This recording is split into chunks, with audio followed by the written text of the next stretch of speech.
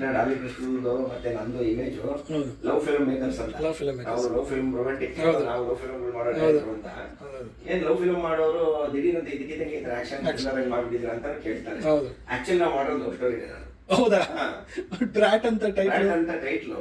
ಯಾಕೆ love story ಅಂದ್ರೆ love for money. ಹುಡುಗಿನ ಲವ್ ಮಾಡ್ತೀಯಾ, ಅಪ್ಪನ ಲವ್ ಮಾಡ್ತೀಯಾ, ಅಮ್ಮನ ಲವ್ ಮಾಡ್ತೀಯಾ, ಫ್ರೆಂಡ್ ಲವ್ ಮಾಡ್ತೀಯಾ, ಅದೆಲ್ಲ ತೋರಿಸಿದ್ರೆ ನೀವು ಇವಾಗ ನೋಡಿದೀರಾ ಫಿಲ್ಮ್ ಅಲ್ಲಿ. ಲವ್ ಫಾರ್ ಮನಿ, ಲವ್ ದುಡ್ಡು ಲವ್ ಮಾಡೋಂತ ಹುಡುಗ. ಆಮೇಲೆ ನನ್ನ ಪ್ರಕಾರ ಈ ಲವ್ ಇದೆಯಲ್ಲ ಇದು ಗ್ರೇಟ್.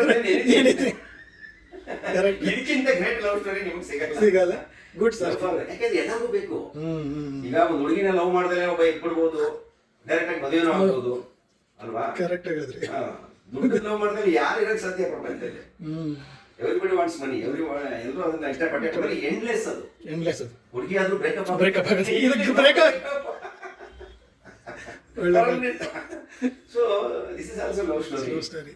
ಆಮೇಲೆ ಅದೇ ಲವ್ ಫಾರ್ ಮನಿ ಅನ್ನೋದು ಎಂಡ್ಲೆಸ್ ಅಂದ್ರೆ ಒಂಥರ ಎಟರ್ನಲ್ ಲವ್ ಅಂತೀವಲ್ಲ, ಅದು ನನಗೆ ತುಂಬಾ ಇಂಟ್ರೆಸ್ಟಿಂಗ್ ಅಂತ ಅನ್ನಿಸ್ತು. ಆಮೇಲೆ ಎಲ್ಲರೂ ಕನೆಕ್ಟ್ ಆಗ್ತಾರೆ ಅಲ್ವಾ? ಮನಿ ಅಂದ್ರೆ ಲವ್ ಮನಿ, ಇನ್ನೋ ಮನಿ ವಿತ್ ಕ್ರಿಕೆಟ್ ಇದು ಪ್ರಿಮೈಸ್ ಯಂಗ್ಸ್ಟರ್ಸ್ಗೆ ತುಂಬಾ ಅಟ್ರಾಕ್ಟ್ ಆಗುವಂತ ವಿಚಾರ. ಕರೆಕ್ಟ್ ಅನ್ನೋ ಕಾರಣಕ್ಕೆ ಈ ಕಥೆನ ಮಾಡೋದು.